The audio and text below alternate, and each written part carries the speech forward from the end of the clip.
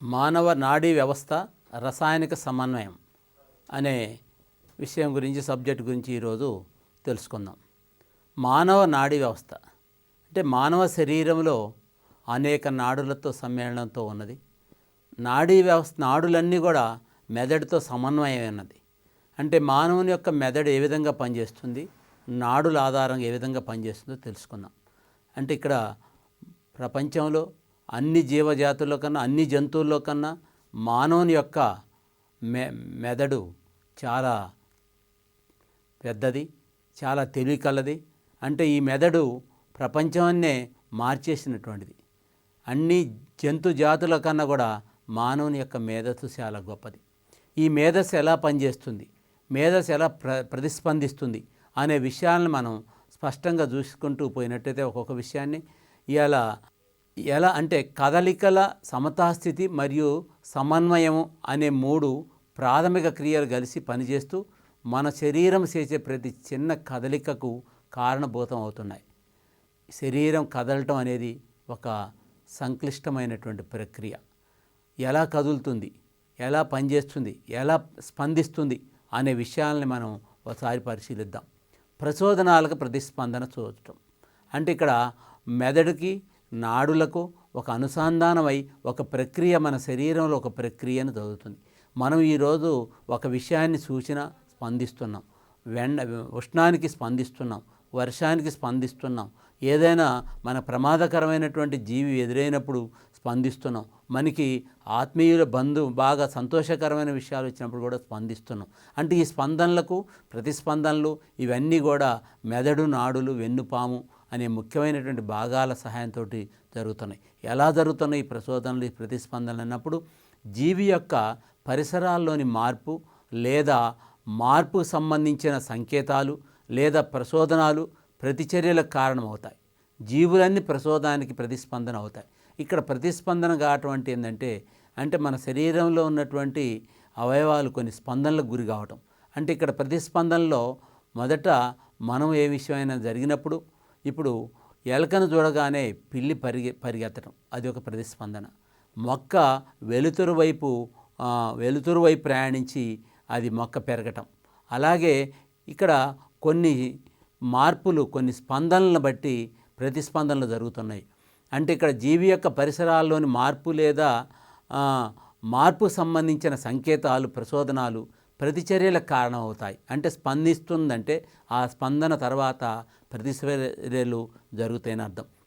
జీవులన్నీ కూడా అంటే కేవలం మానవునే కాకుండా అన్ని జీవుల్లో కూడా ప్రతిస్పందనానికి ఇక్కడ గురవుతున్నాయని చెప్పి ప్రతి చర్యకు ప్రతిస్పందనలు చూపుతాయనేది కూడా చెప్తాం. అలాగే సమీకృత వ్యవస్థలు ఎలా ఉన్నాయి అన్నప్పుడు నాడీ సమన్వయం ఎలా ఉంది. మన శరీరంలో అన్ని శరీర భాగాల విధులను మెదడే నియంత్రిస్తుందని గ్రీకులు నమ్మేవాళ్ళు. అంటే మన శరీరం ఎలా పనిచేస్తుంది అంటే ఏ జీవి శరీరమైనా కూడా తన మెదడుతో ఆశంతోటే పనిచేస్తున్న మన శరీర భాగాల విధులన్నీ కూడా మెదడే నియంత్రిస్తుంది, మెదడు చెప్పినట్టునే నడుస్తుంది అని గ్రీకులు నమ్మేవారు. గ్రీకు శరీర ధర్మ శాస్త్రవేత్త గాలన్ క్రీస్తుపూర్వం 129 నుంచి 200 సంవత్సరాల్లో మరి తర్వాత వచ్చినటువంటి విషయాలను చూసినట్టయితే మెదడు ప్రమేయం లేకున్నా కొన్ని క్రియలు జరుగుతాయని గాలన్ కనుగొన్నాడు. అంటే ఇక్కడ అంతకుముందు చెప్పినట్టుగా గ్రీకులు కొన్ని కొంత నమ్మకాలు ఏంటంటే మెదడే జీవక్రియలన్నిటికి కూడా కారణం అని చెప్తే కాదు, మెదడు ప్రమేయం లేకున్నా కూడా కొన్ని జీవక్రియలు జరుగుతాయని చెప్పి గాలన్ అనేటువంటి శాస్త్రవేత్త కనుగొనడం జరిగింది, గ్రీక్ శాస్త్రవేత్త. నాడి మధ్య ఉండే సమన్వయ విధులను గురించి 18వ శతాబ్ద కాలం నాటికి శాస్త్రవేత్తలకు అంతగా తెలియదు. అంటే అంతకుముందు మామూలు కొన్ని విషయాలుగా తెలిసిన 18వ శతాబ్ద కాలం నాటికి శాస్త్రవేత్తలకు తెలియదు. ఆ తర్వాతనే ఈ నాడీ మధ్య ఉండే సమన్వయ విధుల గురించి తెలుసుకోవటం జరిగింది. అంటే నాడీ కణ నిర్మాణం, అంటే మన శరీరంలో అనేక కణాలు ఉన్నాయి. ఆ అనేక కణాల్లో నాడీ ఒక కణం నుంచి ఇంకో కణానికి సమాచారం అందించుకుంటూ మెదడుకు వెనభ్యముకు చేరవేయటం, మెదడు నుంచి వార్తలను మళ్ళీ తిరిగి అన్ని శరీర భాగాలకు చేరవేయటం జరుగుతుంది. అంటే మన శరీరం అంతా కూడా నాడులతో ఉన్నది, అంటే నాడీ కణాలతో ఉన్నది. అంటే ప్రతి నాడీ కణం మరి ఎలా ఉంది, ప్రతి నాడీ కణంలోనూ స్పష్టమైన కేంద్రకాన్ని కలిగి ఉండే కణదేహం ఉంటుంది. కణదేహం పైనుండి 2 రకాల సన్నని నిర్మాణాలు బయటకు పొడుచుకొని వచ్చినట్టు కనపడతాయి. అంటే ఇక్కడ మనం నాడీ కణాన్ని పరిశీలించినట్లయితే ఇక్కడ కణదేహం పై నుండి 2 రకాల సన్నని నిర్మాణాలు బయటకు వచ్చినట్టుగా మనకు కనిపించడం జరుగుతుంది. అలాగే ఎక్కువ సంఖ్యలో ఉన్న చిన్న చిన్న నిర్మాణాలను డెండ్రైడ్లని అంటారు. పొడవుగా ఉన్న నిర్మాణాన్ని తంత్రికాంక్షం లేకపోతే ఆక్సాన్లని అంటారు. ఇక్కడ ఎక్కువ సంఖ్యలో పొడుగ్గా ఉండేటటువంటి నిర్మాణాలను డెండ్రైట్లు, సన్నగా పొడవుగా ఉండేదాన్ని తంత్రికాక్షం అంటే దాన్నే యాక్సాన్ అని కూడా అంటాం. ఇక్కడ పటాన్ని చూసినట్టయితే మనకు తెలుస్తుంది. అంటే డెండ్రైన్లు, యాక్సాన్లు, మైలిన్ తొడుగు ఇవన్నీ కూడా మనకి ఇక్కడ కనిపిస్తున్నాయన్నమాట. అలాగే తంత్రికాక్షం శరీరంలోని వివిధ భాగాలకు విస్తరిస్తుంది. అంటే తంత్రికాక్షాన్ని ఆవరించి కొవ్వు పదార్థాలను కలిగిన మైలిన్ అచ్ఛాదం అనేది ఉంటుంది. మైలిన్ అచ్ఛాదంలో అక్కడక్కడ గల ఖాళీలను రాన్వియర్ కణుపులు అంటారు. అక్కడక్కడ కణుపులు మాదిరిగా కనిపించే వాటిని రాన్వియర్ కణుపులు అని చెప్పి అంటారు. అలాగే మైలిన్ అచ్ఛాదం గల నాడీ కణాలను మైలిన్ సహిత నాడీ కణాలని, లేని కణాలను మైలిన్ రహిత నాడీ కణాలని ఇక్కడ అంటాం. ఈ మైలిన్ తొడుగు ఒక తాంత్రికాక్షాన్ని పక్కనున్న తాంత్రికాక్షం నుండి వేరు చేస్తుంది. ఇప్పుడు ఈ మైలిన్ తొడుగు తాంత్రికాక్షాన్ని పక్కనున్న తాంత్రికాక్షాన్ని వేరు చేస్తుందన్నమాట. అంటే వేరు చేసి కణాలను ఎలా జరుగుతుందో. నాడీ కణ దేహం మాత్రం మెదడులో కానీ, వెన్నుపాములో కానీ, లేదా వెన్నుపాము నుండి బయలుదేరే పృష్ఠ ఉదర నాడీ సందులతో కానీ ఉంటుంది. ఈ నాడీ కణం దేహం మాత్రం మెదడులో కానీ, వెన్నుపాములో కానీ, లేదా వెన్నుపాము నుండి బయలుదేరే పృష్ఠ ఉదర నాడీ సందులతో కానీ ఉంటుంది అన్న విషయం. డెండ్రైట్లు, ఆక్సాన్లు భాగం కణజాలాల్లోకి విస్తరించి ఉంటాయి. మెదడు వెన్నుపాములలో ఉండే నాడీ కణాల డెండ్రైట్స్, తంత్రికాక్షాలని వాటి పొడవు ఆధారంగా గుర్తించడం కొద్ది కష్టం. అంటే ఇక్కడ డెండ్రైట్లు, ఆక్సాన్ భాగం కణదేహాల్లోకి చొచ్చుకొని అంటే విస్తరించి, మెదడు వెన్నుపాముల్లో ఉండే నాడీ కణాలు మాత్రం డెండ్రైట్, తంత్రికాక్షాలు వాటి పొడవు ఆధారంగా గుర్తించడం మనకు కష్టం అని చెప్పొచ్చు. అయితే మైలిన్ తొడుగు ఆధారంగా తంత్రికాక్షాన్ని గుర్తించవచ్చు. కానీ చాలా కణాలు మైలిన్ రహిత నాడీ కణాలు. మనం మరోసారి పటాన్ని మనం చూసినట్టయితే ఇక్కడ తంత్రికాక్షం కానీ, రణవీర్ కణుపులని, మరి మైలిన్ తొడుగు, మరి తంత్రికాక్షం, డెండ్రైట్స్, కేంద్రకము, కణదేహం, ఈ భాగాలన్నీ కూడా మనం నాడీ సందులు ఇవన్నీ కూడా చూడవచ్చు. అంటే కణుపులు ఎలా ఉంటాయో మనం పరిశీలించి చూడవచ్చు అన్నమాట. అది నాడీ కణం నాడీ వ్యవస్థ యొక్క మౌలిక ప్రమాణం అని మనకు తెలుసు. మన నాడీ వ్యవస్థలో సుమారు 10 బిలియన్ల నాడీ కణాలు ఉన్నాయి. మన శరీర భాగంలో ఉన్నటువంటి నాడీ వ్యవస్థలో 10 బిలియన్ల నాడీ కణాలు ఉన్నవి. 10 బిలియన్ల నాడీ కణాలు ఉన్నవి. ఇవి ఒకదానితో ఒకటి ఒక ప్రత్యేకమైన పద్ధతిలో సంబంధాన్ని కలిగి ఉంటాయి. ఒక నాడీ కణంలోనే డెండ్రైట్లు మరొక కణంలోని డెండ్రైట్లతో కానీ, ఆక్సాన్లతో కానీ కలిసి ప్రదేశాన్ని నాడీ సంధి అంటారు. మనం ఇంతకుముందు పటంలో చూసాం. ఒకదానితో ఒకటి ఒక ప్రత్యేకమైన పద్ధతిలో సంబంధం కలిగి ఉంటాయని చెప్పాం. ఒక నాడీ కణంలోనే డెండ్రైట్లు మరో కణంలోని డెండ్రైట్లతో ఇవి అంటే సమాచారాన్ని ఈ డెండ్రైట్ నుంచి వేరే డెండ్రైట్లోకి తీసుకెళ్ళి అట్లా సమాచారాన్ని తీసుకెళ్తాయి. అంటే ఆక్సాన్తో కానీ కలిసే ప్రదేశాన్ని నాడీ సంధి అంటాం. ఇక్కడ ఒకదానికోదానికి కలిసేటటువంటి ప్రదేశాన్ని మనం నాడీ సంధి అంటాం. నాడీ సంధి అంటే మళ్ళీ దాని గురించి కూడా తెలుసుకుందాం. నాడీ సంధి ఒక నాడీ కణం నుండి మరొక నాడీ కణానికి సమాచారాన్ని చేరవేసే క్రియాత్మక భాగం. ఈ నాడీ కణ సంధి వద్ద 2 నాడీ కణాల మధ్య ఏ విధమైన జీవ పదార్థ సంధానాలు లేకపోయినప్పటికీ రసాయనాల ద్వారా కానీ, విద్యుత్ ప్రచోదనాల ద్వారా కానీ, లేదా రెండింటి ద్వారా కానీ సమాచారం ఒక కణం నుండి మరొక కణానికి ప్రసారం అవుతాయి అన్న విషయాన్ని మనం ఇక్కడ తెలుసుకోవాలి. నాడీ కణ సందులు మెదడు, వెన్నుపాములపై మరియు వెన్నుపాము చుట్టూ ఉంటాయి. ఈ నాడీ కణ సందులు మెదడు, వెన్నుపాములపై, వెన్నుపాము చుట్టూ కూడా ఉంటాయని చెప్తున్నారు. తంత్రికాంక్షాలు మెదడు, వెన్నుపాముల నుండి శరీరంలోని వివిధ భాగాలకు ప్రసాదనాలుగా తీసుకెళ్తాయి. అంటే ఇక్కడ నాడీకణ సందులు శరీరం ఎంత వ్యాపించి ఉంటాయి. మరి ఈ మెదడు వెన్నుపాములపై మరియు వెన్నుపాము చుట్టూ తాంత్రికాక్షం మెదడు వెన్నుపాముల నుండి శరీరంలో వివిధ భాగాలు ప్రచోదనాలను తీసుకెళ్లేటట్టుగా పనిచేస్తాయి. ప్రచోదన ప్రతిస్పందన మార్గాలు. సమాచారాన్ని చేరవేసే మార్గాలను నాడులను 3 రకాలుగా గమనించారు. మార్గాలను బట్టి మరి ప్రచోదన ప్రతిస్పందన మార్గాలు.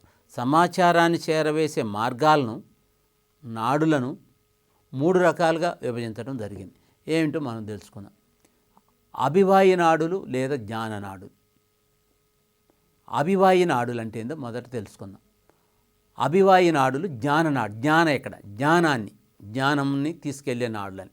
అంటే దేహంలోని వివిధ భాగాల నుండి ప్రచోదనాలను కేంద్ర నాడీ వ్యవస్థకు, అంటే మెదడు వెన్నుపాము అనేటటువంటి కేంద్ర మెయిన్, అంటే ఈ మన నాడీ వ్యవస్థలో ప్రధానమైనటువంటి మెదడు ప్రధానమైన భాగము, రెండవది వెన్నుపాము ప్రధానమైన భాగము, మూడవది నాడులు ప్రధానమైన భాగము. అంటే ఈ నాడీ వ్యవస్థలో మొత్తం 3 ప్రధానమైనటువంటి, 1 మెదడు, 2 వెన్నుపాము, 3 నాడులు. ఈ మూడింటి మధ్య జరిగేదే నాడీ వ్యవస్థ. అంటే దేహంలోని వివిధ భాగాల నుండి ప్రచోదనాలను కేంద్ర నాడీ వ్యవస్థకు, మెదడు అంటే వెన్నుపాములకు తీసుకెళ్తాయి. వీటిని మనం జ్ఞాననాడులు అంటాం అన్నమాట. అంటే ఈ దేహంలోని వివిధ భాగాల నుండి అంటే మనం మరి దమనలు కనుక మనకి మంచి రక్తాన్ని, అంటే ఆక్సిజన్ కలిగిన రక్తాన్ని గుండెకి చేరవేసినట్టు, ఇక్కడ దేహంలోని వివిధ భాగాల నుండి ప్రచోదనాలని కేంద్ర నాడీ వ్యవస్థకు అంటే మెదడు, మెయిన్ మెదడు వెన్నుపాము తీసుకెళ్తాయి. వీటిని జ్ఞాననాడులు అంటే ఇలా దమనల మాదిరి ఇక్కడ జ్ఞాననాడులు అనేవి కొన్ని వార్తలను తీసుకెళ్తాయి, అంటే ప్రచోదనాలని తీసుకెళ్తాయి, స్పందనలను తీసుకొని వెళ్తాయి అన్నమాట. దీన్ని మనం జ్ఞాననాడు అంటే జ్ఞానాన్ని తీసుకొని వెళ్తాయి కాబట్టి వీటిని మనం జ్ఞాననాడులు అని చెప్పి అన్నారు. అపవాయి నాడులు లేదా చాలక నాడులు అన్నారు. అంటే మొత్తం 3 రకాలని చెప్పారు. అంటే ఒకటి అపవాయి నాడులు, అభివాయి నాడులను జ్ఞాననాడులు అన్నారు, అపవాయి నాడులను చాలక నాడులు అన్నారు. అంటే కేంద్ర నాడీ వ్యవస్థ నుండి ప్రచోదనాలను శరీర వివిధ భాగాలకు తీసుకెళ్తాయి. వీటిని చాలక నాడులు అంటారు. వీటిని మనం చాలక నాడు లేకపోతే అపవాయి నాడులు అంటారు.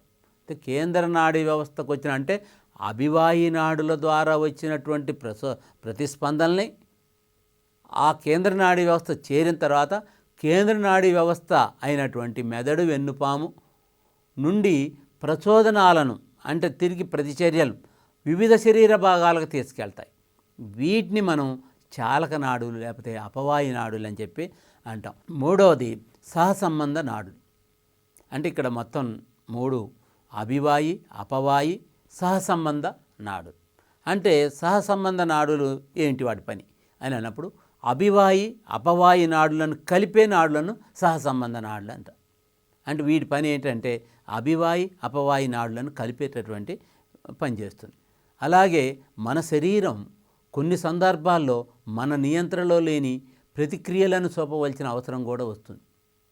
అంటే మన శరీరమే కొన్ని సందర్భాలు నియంత్రణలో మన నియంత్రణలో జరగవు, వాటంతటవే ప్రతిచర్యలు చూపాల్సినటువంటి పరిస్థితి ఏర్పడుతుంది. ఈ విధమైనటువంటి ప్రతిస్పందనల్ని ప్రతీకార చర్యలు అంటారు. ఈ విధమైనటువంటి స్పందనల్ని ప్రతీకార చర్యలని చెప్పి మనం అనవచ్చు. అంటే ప్రతీకార చర్యాచాపం అంటే ఏంటి? జ్ఞాన అవయాల నుండి ప్రచోదనాన్ని గ్రహించి దానిని మెదడు లేదా వెన్నుపాము ప్రభావాంగాలకు, కండరాలకు చేర్చడానికి నిర్దిష్టమైన మార్గం ఉంటుంది. జ్ఞాన అవయాల నుండి అంటే ఇక్కడ జ్ఞాన అవయాల నుండి ప్రచోదనాన్ని గ్రహించి అంటే ప్రతిస్పందన గ్రహించి దానిని మెదడు లేదా వెన్నుపాము ప్రభావాంగాలకు అంటే కండరాలకు చేర్చటానికి నిర్దిష్టమైన మార్గం ఉంటుంది. అంటే ఈ జ్ఞానావయాల నుండి వెన్నుపాముకు, అక్కడి నుండి ప్రభావాంగాలకు సమాచారం ఒక నిర్దిష్ట మార్గంలో ప్రయాణించడమే. దీన్నే మనం ఓ ప్రతీకార చర్య చాపం అంటారు. అంటే ఒక క్రమ పద్ధతిలో అంటే నిర్దిష్టమైన మార్గం ద్వారా ప్రయాణించేది కాబట్టి దీన్ని మనం ప్రతీకార చర్య చాపం అంటాం. నాడీ వ్యవస్థలో 2 విభాగాలు ఉన్నాయి. అవి ఒకటి కేంద్ర నాడీ వ్యవస్థ, పరదీయ నాడీ వ్యవస్థ. అంటే ఇక్కడ నాడీ వ్యవస్థ 2 విభాగాలుగా పనిచేస్తుంది. అంటే ఎలా పనిచేస్తుందో అది ఎన్ని భాగాలంటే ఒకటి కేంద్ర నాడీ, ఒకటి పరదీయ నాడీ వ్యవస్థ. మొదట మనం కేంద్ర నాడీ వ్యవస్థ గురించి తెలుసుకుందాం. అంటే కేంద్ర నాడీ వ్యవస్థ అంటే ఏంటి, దాని గురించి. కేంద్ర నాడీ వ్యవస్థ అంటే మెదడు వెన్నుపాము కలిసి కేంద్ర నాడీ వ్యవస్థను ఏర్పరుస్తాయి. మెదడు, మన శరీరంలో ఉన్నటువంటి మెదడు, వెన్నుపాము ఈ 2 కలిస్తే కేంద్ర నాడీ వ్యవస్థను ఏర్పాటు చేశాయి. ఈ కేంద్ర నాడీ వ్యవస్థ అన్ని నాడీ క్రియలను సమన్వయం చేస్తుంది. కేంద్ర నాడీ అన్ని నాడీ క్రియలను సమన్వయం చేస్తూ ముందుకు పోతుంది. అంటే మెదడులోని వివిధ భాగాలు నిర్వహించే విధులు. అసలు మెదడులో ఏమేం భాగాలు ఉన్నాయి అంటే మెదడు అనగానే మెదడులో ఏమేం భాగాలు ఉంటాయి, అవి ఏమేం పనులు చేస్తాయి. మెదడులో పరిశీలించినట్లయితే ముందు మెదడులో గ్రాణలంబికలు, ఇది గదాకృతిలో ఉండి నిర్మాణాలు. వీటిని ఉదరతలం వైపు నుండి మాత్రమే చూడగలం. అంటే ఇక్కడ ఉదరతలం వైపు నుండి గదాకృతిలో ఉంటే గ్రాణలంబికలు అంటే ముందు మెదడులో కూడా ముందు మెదడు. దాంట్లో అలాగే విధులు ఇవేం పనిచేస్తాయంటే వాసనకు సంబంధించిన జ్ఞానాన్ని కలిగించడానికి తోడ్పడతాయి. అంటే ఈ ముందు మెదడు అంటే వాసనకు సంబంధించినటువంటి అంటే ఎలాంటి వాసన అనేటువంటి విషయాన్ని అనే జ్ఞానాన్ని కలిగించడానికి తోడ్పడుతుంది. రెండవది మస్తిష్కం. అంటే ఇందులో 2 అర్ధగోళాలు ఉంటాయి. వీటిని మస్తిష్క అర్ధగోళాలు అంటారు. అంటే మస్తిష్కంలో 2 అర్ధగోళాలు ఉండి వాటిని మస్తిష్క అర్ధగోళాలు అంటారు. అంటే ఇవి ఏమిటవి 2 చూద్దాం. మస్తిష్కం యొక్క ఉపరితలం ముడతలను కలిగి ఉంటుంది. అంటే ఈ మస్తిష్కం మధ్యలో ఉపరితలం ముడతలు కలిగి ఉంటుంది. ముడతల్లో ఉబ్బెత్తుగా ఉన్న భాగాన్ని గైరి అంటారు. అంటే ముడతలు కలిగి ఉంటుంది. ఈ ముడతల్లో ఉన్న భాగాన్ని గైరి అని, అదే లోతుగా ఉన్నటువంటి భాగాన్ని సల్పి అంటారు. ఈ సల్పీలు ప్రస్ఫుటంగా మనకి కనపడతాయి. మస్తిష్కార్ధ గోళాలను 4 లంబికలుగా మళ్ళీ విభజిస్తుంది. ఈ సల్పీలు ప్రస్ఫుటంగా ఉండి మస్తిష్క గోళార్ధాలను 4 లంబికలుగా విభజిస్తుంది.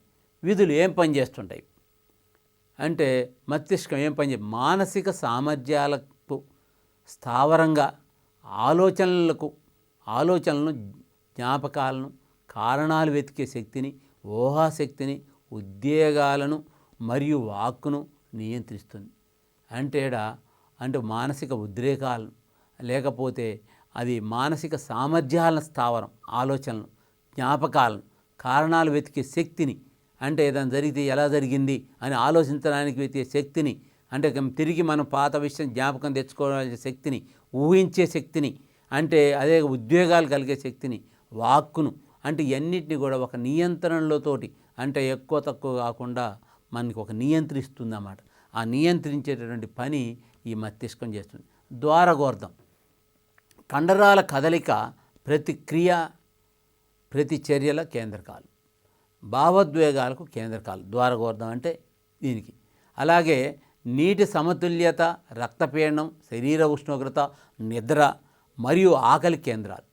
హైపోథాలమస్ పీయూష గ్రంథిని నియంత్రిస్తుంది. పీయూష గ్రంథి ప్రధాన గ్రంథిగా కూడా ఇక్కడ పనిచేస్తుంది. అయితే మధ్య మెదడు మూడవది. ఇది మందంగా దృఢంగా ఉన్న చిన్న కాడ వంటి భాగం. ఇది ముందు మెదడును అనుమస్తిష్కంతోనూ వెనుక మెదడులోని ఫాన్స్ను కలుపుతుంది. అంటే ఇక్కడ మనం ముందు మెదడు, మస్తిష్కం, మధ్య మెదడు అని చెప్పి అంటున్నాం. ఇది మందంగా ఉంటుంది. మధ్య మెదడు దృఢంగా ఉన్న చిన్న కాడ వంటి భాగం. ఇది ముందు మెదడును అనుమస్తిష్కంతోను వెనుక మెదడులోని స్పాన్లను కలుపుతూ ఉంటుంది మధ్య మెదడు. మరి దీని యొక్క విధులు ఏంది చూద్దాం. మస్తిష్కం వల్కలం నుండి వెన్నుపాముకు మరియు జ్ఞాన ప్రచోదనాలను వెన్నుపాము నుండి హైపోథాలమస్కు పంపుతాయి. దృష్టికి మరియు వినటానికి ప్రతిచర్యను చూపింది. అంటే దృష్టికి అంటే చూడటానికి, వినటానికి ఇది ప్రతిక్రియలు చేస్తుంది. అంటే ఈ ప్రచోదనాలని అంటే మస్తిష్కం నుండి వెన్నుపాముకు మరియు జ్ఞాన ప్రచోదనాలకి వెన్నుపాము నుండి హైపోథాలమస్కు పంపడం జరుగుతుంది. వెనక మెదడిగా ఇది మెదడు చివరి భాగం. దీనిలో అనుమస్తిష్కం, మధ్యాముఖం ఉంటుంది.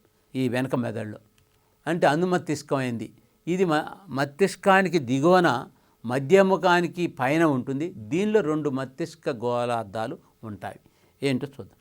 అంటే విధులు ఇవేం పని? శరీర సమతాస్థితిని, భూమి మీద శరీరం ఉండే స్థితులను బట్టి కండరాల కదలికను నియంత్రిస్తుంది. మస్తిష్కం నుండి ప్రారంభమైన నియంత్రణ చలనాలను నియంత్రిస్తుంది. చలనాన్ని నియంత్రిస్తుంది అన్నమాట. మస్తిష్కం నుండి ప్రారంభమైన నియంత్రిత చలనాన్ని కూడా ఇది నియంత్రిస్తుందని చెప్తుంది. మధ్యాముఖం తర్వాత ఇది త్రిభుజాకారంలో ఉండి వెనుక మెదడులోని పాన్స్ నుండి ప్రారంభమై వెన్నుపాము వరకు అంటే కింది వరకు వ్యాపించి ఉంటాయి. అది మెదడు యొక్క గురించి అన్నమాట. దీని పని ఏంటి అంటే శ్వాసక్రియ, నాడీ వ్యవస్థ, రక్తపీడనం, హృదయస్పందన వంటి చర్యలను నియంత్రించే కేంద్రంగా పనిచేస్తుంది. అంటే ఇక్కడ శ్వాసక్రియ, నాడీ స్పందన, రక్తపీడనం మరి హృదయస్పందన వంటి చర్యలను నియంత్రించే కేంద్రంగా పనిచేసి మరి అది వాసోమోటార్ అనగా రక్తనాళాలపై జరిగే చర్యల ఫలితంగా రక్తనాళాల వ్యాసంగా మారటం అన్నమాట. మింగటం, దగ్గటం, తుమ్మటం, వాంతులు చేయటం వంటి ప్రతిక్రియ చర్యలను కూడా నియంత్రిస్తుంది. ఇది మెదడు మెదడు లోపల శరీర పరిమాణంలో పోల్చినప్పుడు మానవుని మెదడు ఇతర జంతువులన్నింటికంటే పెద్దదిగా ఉంటుంది. మెదడు కపాలం అనేటటువంటి అస్థి నిర్మితమైనటువంటి గట్టి పెట్టెలో అమరి ఉన్నట్టుంటుంది. మనం ఏదైనా జంతువుని కానీ వచ్చినప్పుడు ఒక పెట్టె మాదిరిగా ఉండి ఆ తలకాయ కట్ చేసేటప్పుడు చూసినట్టయితే అది ఉండి లోపల ఒక బూడిద రంగులో ఉండి అది ఒక దాంతో సంబంధం లేకుండా ఉంటుంది, ఒక ద్రవంలో ఉంటుంది.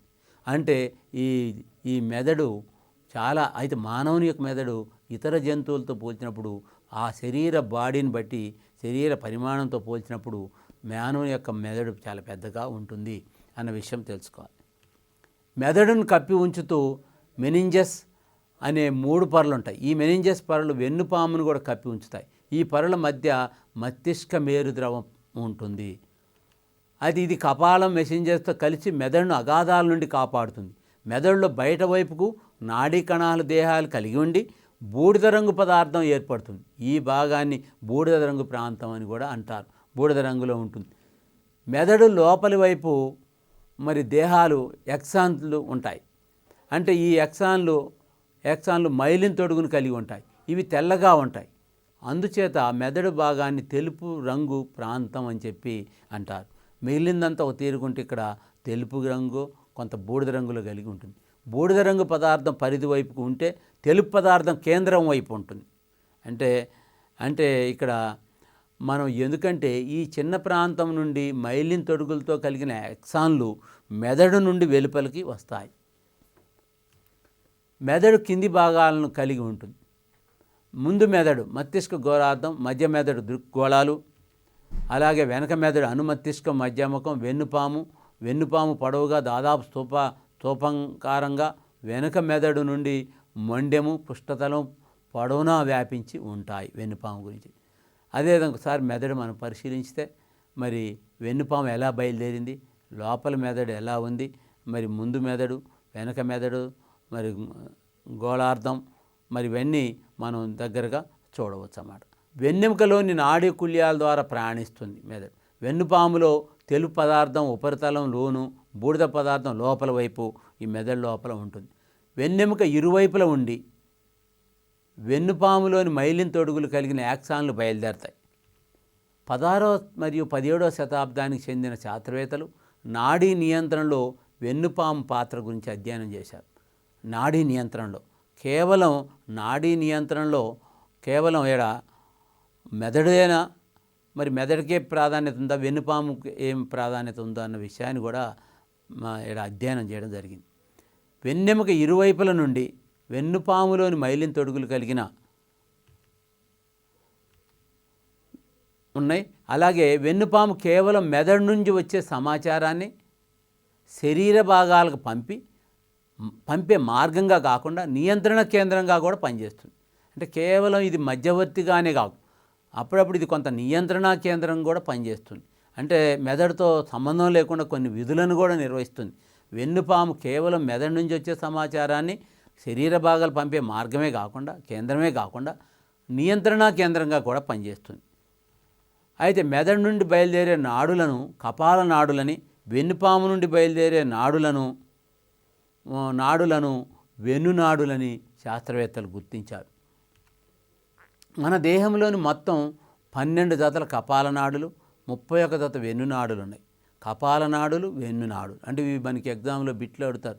మొత్తం మనకి వెన్నునాడులు ఎన్ని ఉన్నాయి, కపాల నాడులు ఎన్ని ఉన్నాయి అని చెప్పి అడిగే అవకాశం ఉంది. కాబట్టి గుర్తుంచుకోవాలి, మన దేహంలో మొత్తం కపాల నాడులు 12 జతలు, అది వెన్ను నాడులు 31 జతలు ఉంటాయి. పరదీయ నాడీ వ్యవస్థ తర్వాత పరదీయ నాడీ వ్యవస్థ, కేంద్ర నాడీ వ్యవస్థ, పరదీయ నాడీ వ్యవస్థ అని రెండు చెప్పాం మనం. అంటే ఇప్పుడు కేంద్ర నాడీ వ్యవస్థ గురించి తెలుసుకున్నాం. ఇప్పుడు పరదీయ నాడీ వ్యవస్థ, వెన్నుపాముతో కలిసి ఉన్న వెన్నునాడులకు 2 సంబంధాలు లేక మూలాలు ఉంటాయి. కొన్ని వెన్నుపాము వెనక పృష్ఠ భాగంతో కలిసి ఉంటే మరికొన్ని ఉదర భాగంతో సంబంధం కలిగి ఉంటాయి. అంటే వెన్నుపాముతో కలిసి ఉన్నటువంటి వెన్నునాడులకు మరి 2 సంబంధాలు లేక మూలాలు ఉంటాయి. అంటే కొన్ని వెన్నుపాము వెనక పృష్ఠ భాగంతో కలిసి ఉంటే మరికొన్ని ఉదర భాగంతో కలిసి ఉన్నాయి అనే విషయాన్ని మనం తెలుసుకోవాలి. అలాగే తర్వాత స్కాట్లాండ్కి చెందినటువంటి చార్లెస్ బెల్ మరియు ఫ్రాన్స్కు చెందిన ఫ్రాంకోయిస్ మేమ్జెండై అను శాస్త్రవేత్తలు 19వ శతాబ్దం ప్రారంభంలో చేసిన ప్రయోగాలు వెన్నుపాముకు సంబంధించిన 2 మూలాలు వేర్వేరు విధులు నిర్వహిస్తాయని నిరూపించారు. ఎవరు వీరు? స్కాట్లాండ్కి చెందినటువంటి చార్లెస్ బెల్ మరియు ఫ్రాన్స్కి చెందినటువంటి ఫ్రాంకోయిస్ మేమ్జెండై అనేటటువంటి శాస్త్రవేత్తలు 19వ శతాబ్దంలో ప్రారంభంలో వీరు కొన్ని ప్రయోగాలు చేశారు వెన్నుపాము సంబంధించినవి. ఏంటో అవి కొన్ని. పృష్ఠమూలం జ్ఞానానికి సంబంధించినటువంటి సమాచారాన్ని లోపలికి తీసుకుని వెళ్తే ఉదరమూలం కండరాల సంకోచం కొరకు సూచనలను వెలుపలికి పంపుతుందని 1882లో వారు తమ ప్రయోగాల ద్వారా తెలియజేశారు. అంటే పృష్ఠమూలం జ్ఞానానికి సంబంధించినటువంటి సమాచారాన్ని లోపలికి తీసుకుని వెళ్తే ఉదరమూలం కండరాల సంకోచం కొరకు సూచనలను వెలుపలికి పంపుతుందని 1882లో కొన్ని ప్రయోగాల ద్వారా వాళ్ళు తెలుసుకున్నారు. పరదీయ నాడీ వ్యవస్థ చాలా విస్తృతమైంది. ఇందులో వెన్నుపాము, పృష్ఠ, ఉదర మూలాలకు సంబంధించినటువంటి నాడీ కణాలు దేహాలు వలలాగా ఏర్పడి కపాల కశేరు నాడులు ఉంటాయి. ఇక్కడ కపాల కశేరు నాడులు కూడా ఉంటాయి అనేది మనం గుర్తించాలి.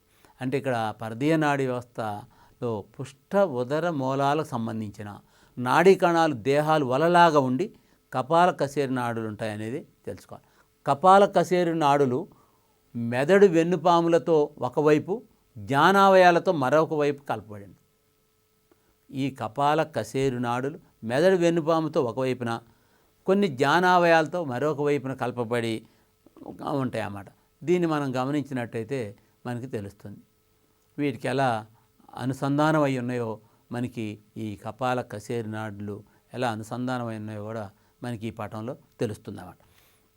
అలాగే పరదీయ నాడీ వ్యవస్థ శరీరంలోని కొన్ని ప్రాంతాల్లో, ఉదాహరణకు అంతర్భాగాలు, రక్తనాళాలు, సరళ మరియు హృదయ కండర భాగాలతో అనియంత్రిత విధిని నిర్వహిస్తుంది. అనియంత్రిత విధులను అంటే పరదీయ నాడీ వ్యవస్థ శరీరంలోని కొన్ని ప్రాంతాల్లో, ఉదాహరణకు శరీర అంతర్భాగాలు, రక్తనాళాలు, సరళ మరియు హృదయ కండరాల భాగాలతో అనియంత్రిత విధిని నిర్వర్తిస్తుంది అన్న విషయాన్ని మనం ఇక్కడ తెలుసుకోవాలి. అనియంత్రిత విధులు అంటే ఇక్కడ అటువంటి పరదీయ నాడీ వ్యవస్థనే స్వయం శోధిత నాడీ వ్యవస్థ అని కూడా మనం ఇక్కడ అనొచ్చు అన్నమాట. అంటే ఇక్కడ స్వయం శోధిత నాడీ వ్యవస్థ అంటే ఏమిటి అంటే ఇక్కడ మన శరీర అంతర్భాగాలు, రక్తనాళాలు, సరళ మరియు హృదయ కండర భాగాలతో అనియంత్రిత విధులు నిర్వర్తిస్తుంది. కాబట్టి దీన్ని మనం అటువంటి పరదీయ నాడీ వ్యవస్థను స్వయం శోధిత నాడీ వ్యవస్థ అని చెప్పి మనం చెప్పవచ్చు అన్నమాట. అలాగే 2 దశాబ్దాల కింద జరిగిన పరిశోధనలు ఆసక్తికరమైనటువంటి సంఘటనలు వెలుగులోకి వచ్చాయి. కేంద్ర నాడీ వ్యవస్థ మరియు పరదీయ నాడీ వ్యవస్థ కాకుండా మన శరీరంలోని జీర్ణనాళంతో కూడా ఒక ప్రత్యేకమైన నాడీ వ్యవస్థ ఉందని, అది కేంద్రీయ లేదా అంటే ఇక్కడ దాదాపు 2 దశాబ్దాల కింద జరిగినటువంటి పరిశోధనలో చాలా కొన్ని విషయాలు మనకి వెలుగులోకి వచ్చాయి. అంటే కేంద్ర నాడీ వ్యవస్థ ఇక్కడ మన పరదీయ నాడీ వ్యవస్థ గురించే తెలుసుకున్నాం. అంటే ఇవి కాకుండా శరీరంలోని జీర్ణనాళంతో ఒక ప్రత్యేకమైనటువంటి నాడీ వ్యవస్థ ఉందని, అది కేంద్రీయ లేదా పరదీయ నాడీ వ్యవస్థతో సంబంధం లేకుండా స్వతంత్రంగా పనిచేస్తుందని కూడా ఇక్కడ మనకి తెలిసింది. దానికి 2వ మెదడు లేదా జీర్ణ నాడీ వ్యవస్థ అని చెప్పి అన్నారు. అంటే ఇది కొత్త ఆసక్తికరమైనటువంటి విషయం. ఇంకా ఇది కాకుండా మనకు మెదడు ప్రమేయం లేకుండా కూడా జరిగే క్రియలు ఉన్నాయి. అంటే మెదడు ప్రమేయం లేకుండా వెన్నుపాముతో జరిగే క్రియలు ఉన్నాయి. వీటిని మనం అసంకల్పిత ప్రతీకార చర్యలు అంటాం. అంటే మన చేతిని నిప్పు తగిలి తాకినప్పుడు వెంటనే వెనక్కి గుంజుకోవటం, అంటే మనకు తెలియకుండానే జరుగుతుంటాయి మన లోపల జీర్ణక్రియలు జరిగేటప్పుడు. అలాగే మనం కొన్ని పనులు చేసేటప్పుడు నిద్రలో ఉన్నప్పుడు పైన ఏదన్నా మన మీద వాలి ఏదన్నా చెదర అనిపించినప్పుడు మనం కాలు తీసి పక్కకేయటం, చెయ్యి తీసి పక్కకేయటం, ఇలాంటివన్నీ కూడా మెదడు నిద్రపోతున్నప్పుడు జరుగుతున్నటువంటి సంఘటనలు. వీటిని మనం అసంకల్పిత ప్రతీకార చర్యలు. మరి ఈ అసంకల్పిత ప్రతీకార చర్యలు ఎలా నిర్వహిస్తున్నంటే వెన్నుపామే వచ్చినటువంటి విషయాన్ని గ్రహించి వెంటనే మెదడు దాకా పోనీయకుండా ఇక్కడ మెదడే తిరిగి విశ్లేషించి మరి ఆ చర్యను చూపెడుతుంది. వీటిని మనం అసంకల్పిత ప్రతీకార చర్యలు కూడా, సంకల్పిత ప్రతీకార చర్యలు, అసంకల్పిత ప్రతీకార చర్యలని మన శరీరంలో జరుగుతున్నాయి. అంటే వీటిని మరి ఈ విధంగా మన మెదడు గురించి, అంటే నాడీ వ్యవస్థ గురించి తెలుసుకున్నాం. నాడీ వ్యవస్థ మన శరీరంలో ఎలా పనిచేస్తుంది, మరి ఏమేమి నాడులు ఉన్నాయి, నాడీ వ్యవస్థలో మరి చాలక నాడులు, మరి అభివాయి అపవాయి నాడులు అని చెప్పి ఇవి మరి వార్తలను ఏ విధంగా సేకరిస్తుందో, మళ్ళీ మెదడులో ఏమేమి భాగాలు ఉన్నాయో మనం ఇవన్నీ కూడా విషయాలను చాలా వరకు తెలుసుకున్నాం. అంటే మానవుని యొక్క మేధస్సు ఎలా గొప్పదనే విషయాల మీద, అంటే ఈ మెదడు ఎలా పనిచేస్తుందనే దాని మీదనే ఆధారపడింది. మెదడు యొక్క ఆలోచనల వల్లనే, మెదడు ఎక్కువ ఆలోచించే శక్తి ఉండటం వల్లనే మనం ఈ ప్రపంచాన్ని మన చేతిలో ఉంచుకున్నాం. మనం ఈ ప్రపంచాన్ని మార్చగలిగాం.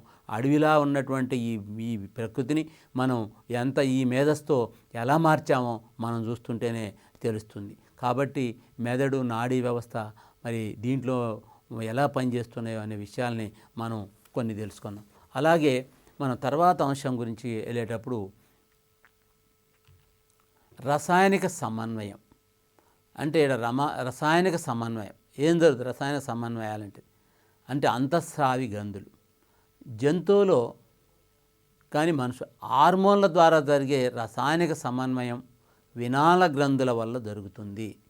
అంటే ఇక్కడ వివిధ రకాలైనటువంటి జంతువులు, కేవలం మనుషుల్లోనే కాదు జంతువుల్లో కూడా, అంటే జంతువుల్లో జరిగేటువంటి హార్మోన్ల ద్వారా జరిగే రసాయనిక సమన్వయం వాటి వినాళ గ్రంథుల ద్వారా జరుగుతుందన్న విషయం మనం తెలుసుకోవాలి. అంటే వినాళ గ్రంథులు అంటే ఏమిటి? నాళాలు లేనటువంటి గ్రంథులు. మన శరీరంలో నాళాలు ఉన్నటువంటి గ్రంథులను చూసాం. అంటే నాళాలు లేనటువంటి గ్రంథులు అంటే వినాళ గ్రంథులు అంటారు. అంటే వాటి ప్రత్యేకమైనటువంటి నాళం ఏముండదు. అక్కడ గ్రంథి అక్కడే రక్తంలోకి విడుదలవుతుంది. విడుదలవి దాని యొక్క ప్రభావాన్ని మన చూపెడుతుంది. ప్రభావాన్ని శరీరంపై ఉన్నటువంటి మార్పులకు దోహదం కలగజేస్తుంది. అంటే ఇక్కడ వినాళ గ్రంథుల వల్ల అంటే రసాయనిక సమన్వయం అంతా కూడా మన శరీరంలో హార్మోన్ల ద్వారా జరిగే రసాయనిక సమన్వయాలన్నీ కూడా వినాళ గ్రంథుల ద్వారా జరుగుతుంది. ఆహార నాళంతో సంబంధం లేని నాళరహిత గ్రంథులను వినాళ గ్రంథులు అంటారు. వీటినే మనం అంతఃస్రావి గ్రంథులు అని చెప్పి అంటాం అన్నమాట. అంతఃస్రావి గ్రంథులు అంటాం. అయితే ఈ వినాళ గ్రంథులు స్రావాలను హార్మోన్లు అంటారు. అంటే ఏ అయితే వినాళ గ్రంథులు ఉన్నాయో ఆ వినాళ గ్రంథుల నుంచి స్రవించే స్రావాలు ఉన్నాయి చూసారు, ఆ స్రావాలను మనం హార్మోన్స్ అంటారు. మనం చూద్దాం, హార్మోన్లు విడుదలవుతున్నాయి, ఎంజైమ్స్ విడుదలవుతున్నాయి అని చెప్పాం. అంటే ఎంజైమ్స్ అంటే మనకి జీర్ణ వ్యవస్థలో కనిపిస్తున్నాయి. అంటే లాలాజల గ్రంథులు, జీర్ణ గ్రంథులు, జఠర గ్రంథులు, మరి క్లోమ గ్రంథి, పైత్యరస, ఇట్లాంటి మనం అన్నీ కూడా చూసుకుంటూ వచ్చాం. కాలేయ గ్రంథి. అంటే ఈ గ్రంథుల నుంచి ఏమి విడుదలవుతున్నాయి? మనకి అన్నీ కూడా రసాలను, జఠర రసం, పైత్యరసం, క్లోమరసం, లాలాజలం, ఇలా అన్ని గ్రంథులు విడుదల చేసుకుంటూ పోతే అవి శరీరంలో జీర్ణక్రియలో తోడ్పడుతూ వచ్చాయి. కానీ ఇక్కడ హార్మోన్స్ అంటాం, హార్మోన్స్ ప్రభావం అంటాం. అంటే ఇక్కడ హార్మోన్స్ అంటే వినాళ గ్రంథులు, అంటే నాళాలు లేనటువంటి వినాళ గ్రంథుల స్రావాలనే మనం ఇక్కడ హార్మోన్స్ అంటాం. అంటే 1905లో స్టార్లింగ్ అనే ఆంగ్ల శాస్త్రవేత్త ఈ పేరు పెట్టాడు వాటికి. అంటే గ్రంథులు లేనటువంటి నాళాలు లేనటువంటి గ్రంథుల ద్వారా విడుదలయ్యేటటువంటి స్రావాలని మరి పేరు హార్మోన్లను పెట్టినటువంటి వ్యక్తి స్టార్లింగ్, ఆంగ్లేయ శాస్త్రవేత్త. ఎప్పుడు పెట్టాడు? 1905. ఇది ఎక్కువ మనకి కాంపిటీషన్ ఎగ్జామ్స్లో మరి ఇట్లాంటి బిట్లు మననే బాగా అడిగే అవకాశం ఉంది. కాబట్టి గుర్తుంచుకోవాలి, హార్మోన్లని ఆ పేరు పెట్టినటువంటి శాస్త్రవేత్త ఎవరు? ఇది ఏ సంవత్సరంలో కనుక్కున్నారు. అలాగే మరి ఆ శాస్త్రవేత్త పేరు హార్మోన్స్ అంటే ఏటికి అంటే వినాల గ్రంథులు స్రావాలకి హార్మోన్లు అని పేరు పెట్టాడని గుర్తుంచుకోవాలి. అంటే నిర్వాహక కణజాలమును చేరి అక్కడ తమ ప్రభావాన్ని చూపెడతాయి. అంటే ఇక్కడ ఈ హార్మోన్లు విడుదలైనటువంటి స్రావాన్ని అంటే వీటిని అంటే హార్మోన్లు ఏ అయితే భాగాల నుంచి విడుదలవుతాయో ఆ స్రావంనే హార్మోన్లు అన్నాం. అవి నిర్వాహక కణజాలం చేరి అక్కడ తమ ప్రభావం చూస్తాయి. అవి ఎక్కడైతే ఏ ప్రాంతం ఉందో ఆ ప్రాంతంలో చేరి దాని ప్రభావాన్ని రక్తంతో పాటు వెళ్ళి చూపాడు. అందువల్ల ఈ హార్మోన్లు రసాయన రాయబారులు అని చెప్పి అంటారు. రసాయన రాయబారులు ఇవి ఏ ప్రాంతం దగ్గరికి వెళ్ళి ఆ ప్రభావం చూపెడుతుందో అది రసాయనిక రాయబారులు అని చెప్పి మనం ఇక్కడ అన్నాం. మనం ఇవి చూసినట్టయితే హార్మోన్స్ ఎక్కడెక్కడ ఉన్నాయో చూద్దాం. మొట్టమొదట మనకి మెదడు నుంచి బయలుదేరి దగ్గర ఒక గ్రంథి ఉంది, అలాగే మెడ దగ్గర ఒక గ్రంథి ఉంది, అలాగే మరి జీర్ణాశయం దగ్గర ఒక గ్రంథి ఉంది, అలాగే మూత్రపిండాల దగ్గర ఉంటుంది, అలాగే టెస్టిట్ అంటే పురుష ముష్కాల దగ్గర శ్రీబీజ కోశం దగ్గర మనకి గ్రంథులు కనిపిస్తాయి. అంటే ఆ అవయాల దగ్గర ఈ గ్రంథులు మనకి కనపడుతున్నాయి ఒకసారి పరిశీలించినట్టయితే. అంటే ఇక్కడ మానవ శరీరంలో పీయూష గ్రంథి, అవటు గ్రంథి, పార్శ్వవటు గ్రంథి, అధివృక్క గ్రంథి, క్రోమం, అలాగే ముష్కం, త్రిబీజ కోశాలు అని చెప్పి ఇట్లా మనకి కొన్ని ముఖ్యమైన గ్రంథులు అంటే గ్రంథులు ఉన్నటువంటి భాగాలు. అంటే ఇక్కడ పీయూష గ్రంథి అది అక్కడ మెదడుకు, అలాగే అవటు గ్రంథి, పార్శ్వవటు గ్రంథి, అధివృక్క గ్రంథి, క్లోమం ఇవన్నీ గ్రంథులు అనేటువంటి భాగాలు. అదే త్రిబీజ కోశం, ముష్కం అంటే ఇక్కడ మూత్రపిండాల దగ్గర. అంటే ఇక్కడ ఇవి మొదలైన ప్రధాన వినాల గ్రంథులు. ఈ గ్రంథులన్నింటిలో కూడా మాస్టర్ ఏదంటే పెద్ద గ్రంథి ఏది, ప్రధాన గ్రంథి ఏదంటే పీయూష గ్రంథిని ప్రధాన గ్రంథి అంటారు. అంటే ఇక్కడ మనకి ఎక్కువసార్లు ఎగ్జామ్ బిట్లో కూడా పీయూష ప్రధాన అంటే ఈడ మానవ శరీరంలోని అంతఃస్రావి గ్రంథుల్లో ప్రధానమైనటువంటి గ్రంథి ఏది అంటే మనం పీయూష గ్రంథి అని చెప్పి గుర్తుంచుకోవాలి. ఇతర అంతఃస్రావి గ్రంథులన్నీ దీని నియంత్రణలోనే ఉంటాయి. ఇక్కడ ఎందుకు ప్రధాన గ్రంథి, మనం ప్రధానమంత్రి లేక ప్రధానమంత్రి ఆధీనంలో మంత్రులందరూ ఉన్నట్టుగా ఈడ మిగిలిన గ్రంథులన్నీ కూడా ఈ పీయూష గ్రంథి ఆధీనంలో పనిచేయాలి. ఇది పనిచేస్తూ మిగిలిన గ్రంథులను కూడా పనిచేపిస్తుంది. దాని యొక్క ఆధీనంలోనే పనిచేయాల్సి వస్తుంది. అంటే ఇది నియంత్రణలో అంటే ఈ పీయూష గ్రంథి నియంత్రణలో ఉంటాయి ఈ గ్రంథులన్నీ. ఇది నాడీ వ్యవస్థకు అంతఃస్రావి వ్యవస్థకు మధ్యవారధిగా పనిచేస్తుంది.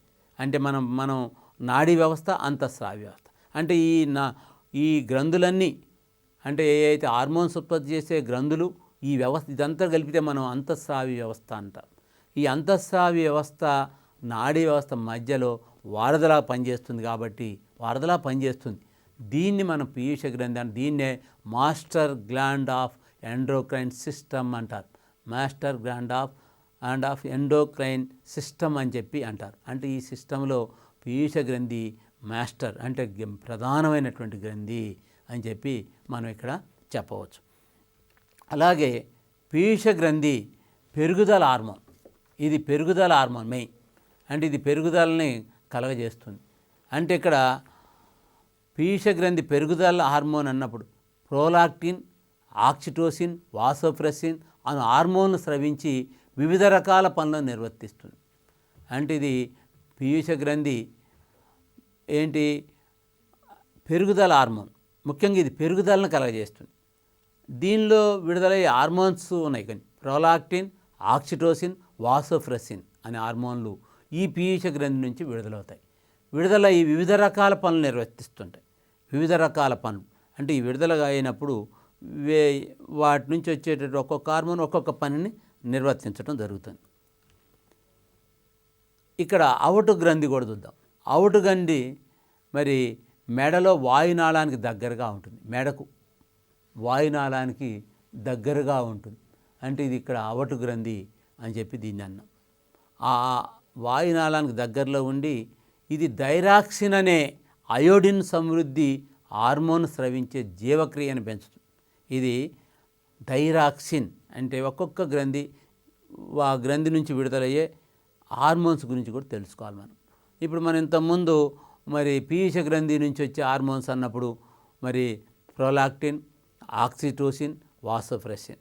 అంటే ఈ మనకి ఎగ్జామ్లో అడుగుతారు, మనం ఒక్కొక్క గ్రంథి ఏం హార్మోన్స్ విడుదలవుతాయి, ఆ విడుదలైన హార్మోన్స్ ఏం పనులు నిర్వహిస్తాయి, ఇది మనం ఒక్కొక్క గ్రంథి గురించి గుర్తుపెట్టుకోవాల్సిన అవసరం. ఇవి మనకి ఎగ్జామ్స్లో అనేక సార్లు మన కాంపిటేటివ్ టెస్ట్లో కూడా అడుగుతున్నారు. కాబట్టి మన గ్రంథులు ఎక్కడ ఉంటుంది గ్రంథి, మరి ఏం పని చేస్తుంది, ఏ హార్మోన్స్ విడుదలవుతున్నాయి అనే విషయాలను మనం బాగా ఒకసారి మనం పటం చూద్దాం. చూసినట్టయితే మెడకు వాయునాళానికి పక్కన ఎలా ఉందో చూడండి. అంటే దీంట్లో అవుట్ గ్రంథి అంటారు, థైరాయిడ్ గ్లాండ్ అంటారు. థైరాయిడ్ గ్లాండ్ అంటే థైరాయిడ్ టెస్ట్ చేయించుకుంటారు. అంటే కొంతమందికి మెడ బాగా వాసి ఉంటుంది, ఇటు పక్క బాగా వాసి ఉంటుంది. ఏంటంటే థైరాయిడ్ గ్లాండ్ వాసింది, అంటే పెరిగింది. అంటే అక్కడ లోపం ఒకటి జరగటం వల్ల, ఆ స్రావం విడుదల కావటంలో లోపాలు జరగటం వల్ల మరి ఆ విధంగా వాయటం అనేది జరుగుతుందన్నమాట. ఇక్కడ ఈ థైరాక్సిన్ అనేటువంటి హార్మోన్స్ విడుదలవుతుంది. అంటే ఇక్కడ మనం మెడకు ఎలా ఉందో మనం ఇక్కడ చూడగలిగాం థైరాయిడ్ గ్రంథి గురించి. ఇక మూత్రపిండాల పైన ఉండే అధిక గ్రంథులు కార్టిస్టాల్, ఆల్డోస్టిరాన్, ఎడ్రినలిన్ అంటే ఈ మూత్రపిండాల పైన ఉంటుంది. అంటే ఇక్కడ మనం దీని గురించి మూత్రపిండాల పైన ఉన్నటువంటిది అధిక గ్రంథి. కార్టిస్టాల్, ఆల్డోస్టిరాన్, ఎడ్రినలిన్ అనే హార్మోన్ స్రవించి వివిధ క్రియలను ఇస్తుంది. అలాగే క్లోమం మూత్రం మిశ్రమ గ్రంథి, ఇది కొంత భాగం నాళం గ్రంథిగాను అంతఃస్రావి గ్రంథిగాను పనిచేస్తుంది. క్లోమం తర్వాత క్లోమ గ్రంథి, ఇది మిశ్రమ గ్రంథి. ఎందుకు మిశ్రమ గ్రంథి అన్నారు? దీంట్లో కొంత భాగం నాళంగా ఉంటుంది, కొంత భాగం అంతఃస్రావి, అంటే ఇది నాళం లేకుండా కూడా పనిచేస్తుంది. దీనిలో మరి ఇక్కడ మనం అంతఃస్రావి గ్రంథిగా ఎందుకు పనిచేస్తుంది? ఈ రెండు ఉన్నాయి కాబట్టి దీన్ని మిశ్రమ గ్రంథిగా పనిచేస్తుందని మనం ఇక్కడ చెప్పాం. అంటే రెండు అంటే ఏంటి? క్లోమం మాత్రం మిశ్రమ గ్రంథి ఎందుకన్నారు అంటే నాళం ఉంది, నాళం లేకుండా ఉంది, రెండు గ్రంథులు ఉండి మరి క్లోమరసాన్ని విడుదల చేస్తుంది ఏడా. మరి అలాగే ఇక్కడ ఈ క్లోమం నుంచి కూడా ఒక హార్మోన్ కూడా ఉత్పత్తి చేయడం జరుగుతుంది. అంటే ఇందులోని లాంగరాన్స్ పుటికలు ఇన్సులిన్, గ్లూకాగాన్ అనే హార్మోన్లను స్రవిస్తాయి. ఇన్సులిన్ హార్మోన్ రక్తంలో చక్కెర శాతాన్ని తగ్గిస్తుంది. అంటే ఇక్కడ ఇన్సులిన్ అంటే మనకి గ్లూకాగాన్ అనే హార్మోన్లు, అంటే ఇక్కడ ఇన్సులిన్, గ్లూకాగాన్ హార్మోన్లను స్రవించి అంటే హార్మోన్లు రక్తంలో చక్కెర శాతాన్ని తగ్గిస్తుంది. ఈ లాంగర్ అన్స్ఫుటికలు అనేవి ఈ క్లోమంలో ఉండి రెండు హార్మోన్స్ విడుదలవుతున్నాయి, ఇన్సులిన్, గ్లూకాగాన్. ఇవి ఇన్సులిన్ రక్తంలో చక్కెర శాతాన్ని తగ్గిస్తూ పోతుంది. గ్లూకాగాన్ రక్తంలో గ్లూకోజ్ పరిమాణం తక్కువైనప్పుడు స్రవించబడి రక్తంలో చక్కెర స్థాయిని పునరుద్ధరించేటట్టుగా చేస్తుంది కూడా. ఇక్కడ మనం క్లోమగ్రంథిని పరిశీలించి చూసినట్టయితే మనకి ఇక్కడ కనిపిస్తుంది అన్నమాట. అది ప్యాంక్రియాస్ మనకి క్లోమం నుంచి. ఇకపోతే తర్వాత లాస్ట్ స్త్రీ బీజకోశాలు, అంటే ఇక్కడ బీజకోశాలు అనేవి కూడా ఇక్కడ అంతఃస్రావి గ్రంథుల్లో భాగాలే. అంటే బీజకోశాల నుంచి ముష్కం, అంటే ఇక్కడ ముష్కం స్త్రీ బీజకోశాలు, అంటే ఇక్కడ బీజకోశాల్లో ముష్కం ఒకటి, స్త్రీ బీజకోశాలు అంటే ఇవి సంయోగ బీజాలను ఉత్పత్తి చేయటమే కాకుండా ముష్కాలు అంటే ఇక్కడ కూడా హార్మోన్స్ విడుదలవుతున్నాయి. అంటే ఈ బీజకోశాలు అంటే మొదట ముష్కం అంటే పురుష బీజ కణాలను ఉత్పత్తి చేసేటటువంటి భాగం.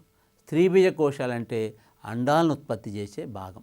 ఇక్కడ ఈ ముష్కంలో కొన్ని హార్మోన్స్ కూడా విడుదలవుతున్నాయి. స్త్రీ బీజకోశాల్లో కూడా హార్మోన్స్ కూడా ఉత్పత్తి అవుతుంది. కాకుండా మరి బీజాల ఉత్పత్తే కాకుండా ముష్కాలు మరొక హార్మోన్ కూడా ఉత్పత్తి చేయడం జరుగుతుంది.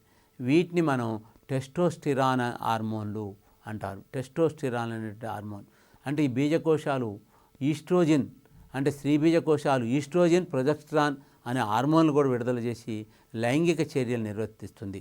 అంటే ఎప్పుడైతే ముష్కాల్లో టెస్టోస్టిరాన్ అనే హార్మోన్లు విడుదలయ్యి మరి పురుషుల్లో మరి గడ్డాలు, మీసాలు రావటం, లైంగిక అవయాలు డెవలప్ కావటం, స్వరపేటిక అంటే స్వరం మార్పు జరగటం, మరి లైంగిక అవయాలు డెవలప్ జరగటం, శుక్రకణాలు ఉత్పత్తి జరగటం, ఇవన్నీ కూడా టెస్టోస్టిరాన్ మరి ఇలాంటి ప్రభావాన్ని కలగజేసే అవకాశం. అలాగే ఈస్ట్రోజన్ అంటే ఈస్ట్రోజన్, ప్రొజెస్ట్రాన్ కూడా ఇవి కూడా మరి లైంగిక చర్యల్ని లో పాల్గొంటూ మరి అదేవిధంగా అండాల ఉత్పత్తి, మరి అదేవిధంగా మరి స్త్రీ అవయాలు డెవలప్మెంట్ కావటంలో కూడా మరి ఇలాంటివన్నీ కూడా మనకి ఇక్కడ డెవలప్ కావటంలో, శరీర భాగాలు డెవలప్ కావటంలో కూడా ఇక్కడ తోడ్పడుతున్నాయి. లైంగిక చర్యల్ని నియంత్రించేటట్టు కూడా చూస్తాయి. కాబట్టి ఇక్కడ మనకి స్త్రీబీజ కోశాలు అయినటువంటి ముష్కాల్లో టెస్టోస్టిరాన్, అదేవిధంగా స్త్రీబీజ కోశాల్లో ఈస్ట్రోజిన్ మరియు ప్రొజెస్టిరాన్ అనే హార్మోన్స్ విడుదలవుతాయి. ఏం పని చేస్తాయని కూడా మీరు తెలుసుకున్నారు. జంతువుల శరీరంలోని వివిధ అవయవాల మధ్య సమన్వయం 2 రకాలుగా ఉంటుంది. అవి ఒకటి హార్మోన్ ద్వారా, నాడీ ప్రచోదనాల వల్ల. అంటే జంతువుల శరీరంలో వివిధ అవయవాల మధ్య సమన్వయం 2 రకాలుగా ఉంటుంది. అవి హార్మోన్ల ద్వారా, 2 నాడీ ప్రచోదనాల వల్ల. అంటే ఈ సమన్వయం హార్మోన్ల ద్వారా, నాడీ ప్రచోదనాల జరుగుతుందని చెప్తాను. అంటే రసాయన పదార్థాలను విడుదల చేసే విధానాన్ని బట్టి గ్రంథులు 2 రకాలు చేశారు. నాళ సహిత గ్రంథులు, అంతఃస్రావి గ్రంథులు. అంటే రసాయన పదార్థాలు విడుదల చేసేవి 2 రకాలు. అంటే అంతఃస్రావి గ్రంథుల గురించి మనం తీసుకున్నాం. అంతఃస్రావి గ్రంథులు ఆహార నాళంతో సంబంధం లేకుండా ఉండే అంతఃస్రావి గ్రంథులను వినాళ గ్రంథులు అన్నారు. వినాళ గ్రంథులు విడుదల చేసే రసాయన పదార్థాలను హార్మోన్లు అన్నారు. అంటే ఇక్కడ ఆహార నాళంతో సంబంధం అనేది లేకుండా ఉండే అంతఃస్రావి గ్రంథులను వినాళ గ్రంథులు అన్నాం. వినాళ గ్రంథులు విడుదల చేసే రసాయన పదార్థాలను అంతఃస్రావి పదార్థాలు అని చెప్పి, అది హార్మోన్లు అని చెప్పి, రసాయన పదార్థాలను హార్మోన్లు అని చెప్పాను. హార్మోన్ల చర్య జరిపే కణజాలాన్ని లేక అంగాన్ని నిర్వాహక కణజాలం అంటారు. పీయూష గ్రంథి స్రవించే హార్మోన్లను ఇంతకుముందు చెప్పాం. ప్రొలాక్టిన్, ఆక్సిటోసిన్, వాసోప్రెసిన్ అని కూడా చెప్పాం. పిన్న వయసులో పెరుగుదల హార్మోన్ తగినంతగా స్రవించకపోతే శరీర పెరుగుదలకు ఆటంకం ఏర్పడి అటువంటి వారు మరుగుజ్జులుగా అవుతారు. ఈ విషయాన్ని కూడా మనం గుర్తుంచుకోవాలి. అంటే ఈ హార్మోన్, పెరుగుదల హార్మోన్ అంటే ఎక్కువగా పెరుగుదలకు ఆటంకం జరిగితే, స్రవించకపోతే తగినంత మరుగుజ్జులు అంటే పొట్టి వాళ్ళుగా అయ్యే అవకాశం ఉంది. ఎక్కువగా పెరగరు. అంటే చాలామంది మనకి అక్కడక్కడ పొట్టి వాళ్ళుగా కనిపిస్తుంటారు. వాళ్ళందరికీ కూడా ఆ విధంగా కావటానికి కారణం ఈ పెరుగుదల హార్మోన్ తగినంతగా స్రవించకపోవటమే. పెరుగుదల హార్మోన్ అది ఎక్కువ అయితే మాత్రం దీర్ఘాయత్వం అవుతుంది. అంటే తొందరగా మరి వయసు వచ్చినట్టుగా కనిపిస్తుంది. ఇది కూడా గుర్తుంచుకోవాలి. అంటే పెరుగుదల హార్మోన్ ఎక్కువైతే ఏమొస్తుంది, పెరుగుదల హార్మోన్ తక్కువైతే ఏమొస్తుంది. తక్కువైతే మరుగుజ్జుతనం, ఎక్కువైతే దీర్ఘకాయత్వం వస్తుందన్న విషయాన్ని మనం ఇక్కడ గుర్తుంచుకోవాలి. అలాగే తగినంత పరిమాణంలో వాసోప్రెసిన్ ఉత్పత్తి కాకపోతే అతిగా మూత్ర విసర్జన అవుతుంది. దీన్ని డయాబెటీస్ ఇన్సిపిడస్ అనేటటువంటి వ్యాధి వస్తుందని గుర్తించాలి. ఇది కూడా గుర్తుంచుకోవాలి మనం. తగిన వాసోప్రెసిన్ ఉత్పత్తి కాకపోతే మరి మూత్ర విసర్జన అవుతుంది. దీన్నే డయాబెటీస్ ఇన్సిపిడస్ అని అంటారు. అవటు గ్రంథి మెడలో వాయునాళానికి దగ్గరగా ఉంటుంది. ఇది థైరాక్సిన్ అనే ఉత్పత్తి చేస్తుంది. థైరాక్సిన్ హార్మోను ఉత్పత్తి అయోడిన్కి అవసరం. ఉత్పత్తికి అయోడిన్ కావాలి. అయోడిన్ తక్కువైతే తీసుకునే ఆహారంలో తగినంతగా అయోడిన్ లేకపోతే అవటు గ్రంథి పరిమాణం వృద్ధి చెంది మెడ పెద్దగా వాస్తుంది. దీన్నే సామాన్య గాయిటర్ అంటారు. అంటే ఈ మెడ ఇంతకుముందు చెప్పే మెడ వాయటాన్ని దాన్ని మనం సామాన్య గాయిటర్ అని చెప్పి అంటారు. అంటే మెడ ఇక్కడ బాగా లావుగా వాస్తూ ఉంటుంది. తరువాత ఫెరాజ్ హార్మోన్ అధికంగా ఉత్పత్తి అయితే కండరాలు ఉత్తేజపడి సంకోచ స్థితిలోకి ఉండిపోతాయి. ఈ స్థితిని టిటానీ అంటారు. టిటానీ అనేది ఫెరాజ్ హార్మోన్ అధికంగా ఉత్పత్తి అవటం వల్ల అని చెప్పి మనం ఇక్కడ తెలుసుకోవాలి. అలాగే ఎడ్రినలిన్ హార్మోన్ను మానసిక ఉద్రేగాలను కలగజేసే హార్మోన్. అంటే ఇది ఎడ్రినలిన్ గ్రంథి నుంచి విడుదలయ్యేటటువంటిది. ఇది మానసిక ఉద్రేకాలను కలగజేస్తుంది విషయాన్ని కూడా మనం ఇక్కడ తెలుసుకోవాలన్నమాట.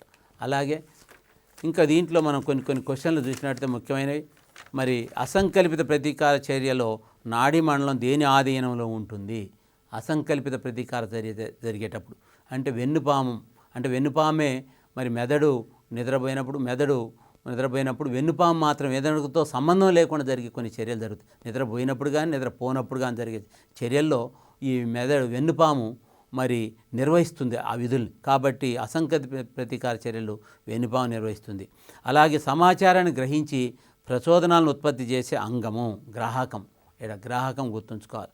తర్వాత శరీరం మొత్తం బరువులో మెదడు బరువు ఎంత ఉంటుంది? మన శరీరం మొత్తం బరువులో మెదడు 2% ఉంటుంది. అలాగే శరీరంలో కవిత్వము మొదలైన వాటిని ఆనందించే సౌందర్యోపాపన శక్తి మరి ఎక్కడుంటుంది అంటే మన శరీరంలో కవిత్వం మొదలైన వాటిని ఆనందించే సౌందర్యోపాసన అనేటటువంటి శక్తి మరి గల అంగం ఏమిటి అని అంటే ఇక్కడ మెదడే. అంటే ఈ మెదడు మనకి అది ఆనందాన్ని కలిగించేటట్టుగా ఉంటుందన్నమాట. అలాగే 1990 నుంచి 2000 దశాబ్దాన్ని ఏమని అన్నారు అంటే దాన్ని మెదడు శతాబ్దం అని చెప్పి అన్నారు. అవి 4 మనకి ఆన్సర్లు ఇస్తే ఒక ఆన్సర్ మనం రాయాలి.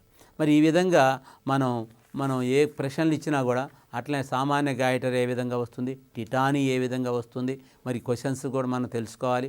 పెరుగుదల హార్మోను తక్కువ స్రవించినట్టయితే ఏమవుతుంది, మరుగుజ్జుతనం ఎక్కువైతే ఏమవుతుంది, అతిదీర్ఘాయత్వం, మరి ఇలాంటి అన్నీ కూడా మనం తెలుసుకోవాల్సిన అవసరం ఉన్నది. కాబట్టి మనం ఇది నాడీ వ్యవస్థలో మనం తెలుసుకోవాల్సినటువంటి రసాయన అంటే అంతఃస్రావి గంధుల గురించి తెలుసుకోవాలి.